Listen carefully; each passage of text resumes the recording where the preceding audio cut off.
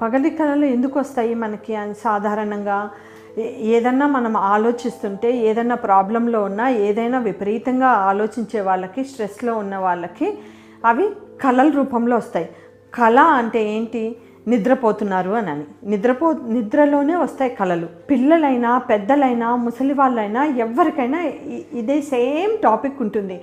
ఏది day time ఆలోచిస్తారో అదే కళ రూపంలో మనకి మధ్యాహ్నం కానీ, సాయంత్రం కానీ, అర్లీ మార్నింగ్ కానీ పడుకుంటే అదే టాపిక్ మీద కళ వస్తుంది. ఒకవేళ ఆ కళ నెగిటివ్గా వస్తే మీరు చేసుకోవచ్చు. ఇలా కాకుండా నేను బెటర్గా ప్లాన్ చేసుకోవాలి, అమ్మ కళ నిజం కాకూడదు అని మీరు ప్లాన్ చేసుకోవచ్చు. బట్ ఇవి నిజాలు జరుగుతాయని కానీ, అవి రియాలిటీకి జరగబోయేవని కానీ అట్లా ఉండదు.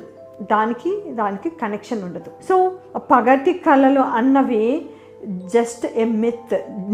నిజంగా జరగవు. అవి మన థాట్సే మనకి అలా ప్రజెంట్ అవుతున్నాయి. ప్లానింగ్కి ఎలా ఉపయోగపడతాయి?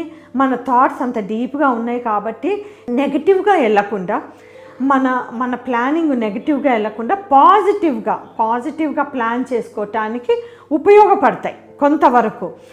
మనకి ఎగ్జామ్ రాసేవాళ్ళు ఎగ్జామ్కి వెళ్ళాలి, నేను బాగా రాయాలని చదువుకుంటూ ఉంటారు.